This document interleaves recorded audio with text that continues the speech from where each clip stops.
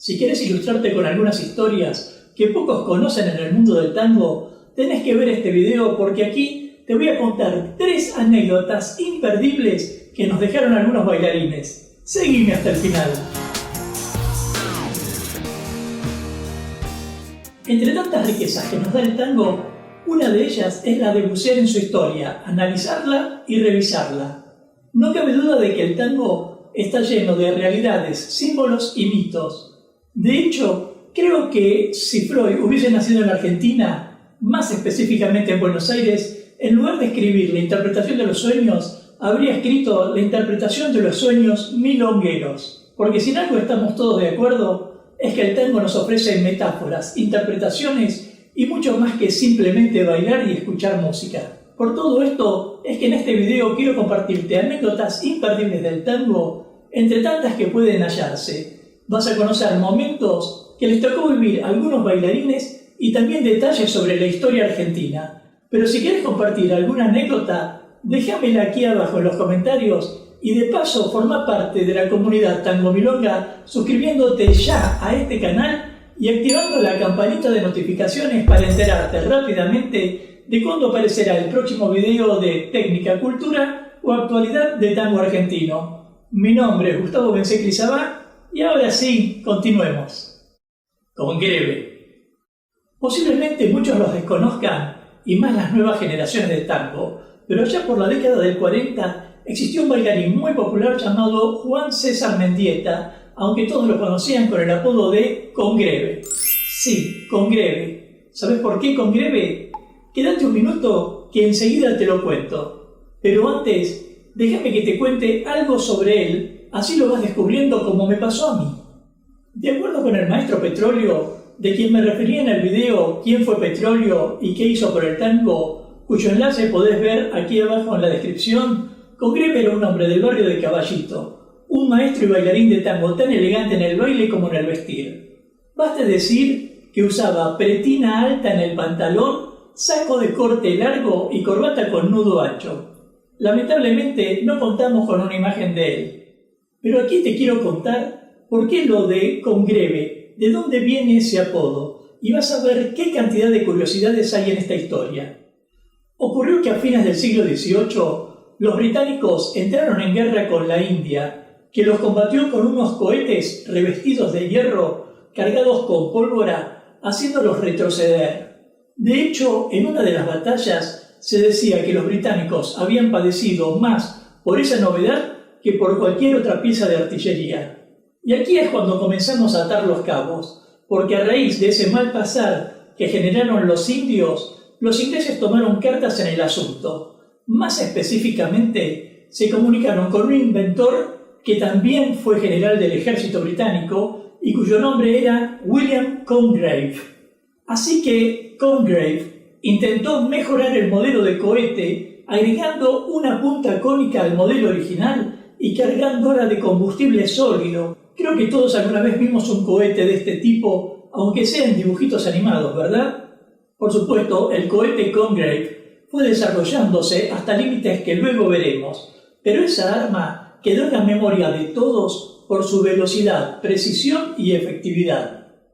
Ahora bien, en 1925, gran parte de la población de Buenos Aires vibraba al ritmo de las carreras de caballo, una pasión que a veces se disputaba la misma pasión por el tango. Seguramente algunos recordarán el tango Leguizamo Solo, que cantaba Gardel en honor al jockey Irineo Leguizamo, que también fue conocido como el Pulpo. El tema es que por esos años 20 nació un caballo hijo de campeones al que el dueño bautizó Congreve, así en español, en honor al poderoso cohete inglés. Imaginen lo que fue ese caballo, veloz, elegante y preciso, un animal muy poderoso que ganó una infinidad de carreras y tuvo más de 200 hijos, muchos de los cuales también fueron campeones. Lo cierto es que Congreve era un caballo tan popular que la pieza Milonga que peina canas ya decía en una de sus estrofas: y hoy que tengo la cabeza cubierta por tanta nieve, con los hijos de Congreve vuelvo a rejuvenecer.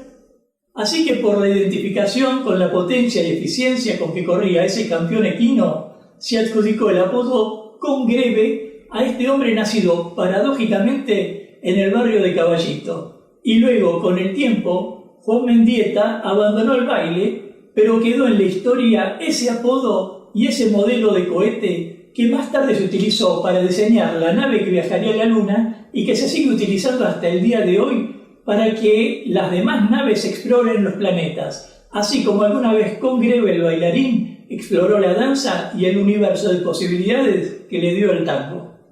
El duelo del cachafaz. Este es un cuento que conocí a través del libro La historia del tango en la literatura argentina y que tenía por título Los charoles diablescos del cachafaz, una historia que escribió el escritor y letrista de tango Francisco García Jiménez y que narró con tanto realismo que al leerla sentía que la vivía. García Jiménez contaba que una noche entró el cachafaz al restaurante Hansen acompañado de su amigo el Paisanito y el Pardo Santillán, que ocupaba una mesa. Luego de haberlo visto como sapo de otro pozo, salió a bailar con su compañera. Entonces el cachafaz cabeceó a una mujer ubicada cerca del trío que tocaba los tangos y entró en la ronda. El tema es que uno y otro se fueron sacando chispas durante el baile hasta que terminaron quedando solos en la pista, desafiándose. Imagínense el Pardo Santillán, bailarín cacique del barrio de Palermo, frente al cachafaz, bailarín profesional, líder de la zona del Abasto. Ahora puede ser que eso no signifique nada, pero en aquella época, si una persona conocida en su barrio fuera a bailar a otro barrio, casi podría sentirse como una provocación para el líder milonguero de la zona. Bueno, la cosa es que a cada movimiento que hacía el Pardo Santillán le sucedía una respuesta de mayor destreza por parte del recién llegado y todos estaban tan asombrados que de repente uno no se aguantó más y, refiriéndose al cachafaz, gritó: «¡Este baila con su sombra!». Y los ánimos se caldearon. ¿Vieron que a veces uno dice una estupidez? Te quedaría mejor el pelo peinado hacia atrás y a vos usar jabón para lavarte la cara. Y enseguida se preparan para pelear. Bueno, esa noche seguramente se habrían trompeado si no hubiese sido porque el Paisanito sacó su fillingo de entre las ropas, un cuchillo corto y filoso, y lo arrojó clavándolo sobre la mesa, mientras gritaba a su amigo: «¡Debes el dulce!». Resultado, el cachafaz terminó ganando esa competencia espontánea por 4 razones. Ganó por tener más tango en los pies, por no dejarse amedrentar, por haber bailado con una compañera elegida al azar y por haber tenido el coraje de hacer la demostración sin un grupo que lo acompañara. Como dato te cuento que la historia fue muy difundida por Carmencita Calderón, que bailó con el cachafaz desde 1933 hasta 1942 y fue escrita por García Jiménez en 1963. Ya te hablé un poco acerca de Carmencita en la segunda parte del video La verdad sobre el canchengue, cuyo enlace te dejo aquí abajo en la descripción. Pero lo más gracioso de todo esto es que en sus memorias Francisco Canaro cuenta prácticamente el mismo hecho, ubicándolo en 1915, pero con algunos pequeños cambios. Por ejemplo, tenía como protagonistas al cachafaz y al Reco Cotongo, que era un bailarín afroargentino de profesión cochero al que le faltaba media pierna y bailaba con muleta. Y además cuenta que el desafío no se desarrolló en el mítico restaurante Hansen, ubicado en el Parque 3 de Febrero, una zona que en Buenos Aires hoy se la conoce como Los Bosques de Palermo, sino un baile de la antigua calle Nueva Granada, que actualmente se llama Boulogne-sur-Mer, ubicada en el barrio del Abasto y cuyo organizador era el Pardo Santillán. ¿Y vos? ¿Conocés alguna anécdota de bailarines que quieras compartir? Si es así, déjamela aquí abajo en los comentarios. Y de paso, forma parte de la comunidad Tango Milonga suscribiéndote ya a este canal y activando la campanita de notificaciones para enterarte rápidamente de cuándo aparecerá el próximo video de técnica, cultura o actualidad de tango argentino.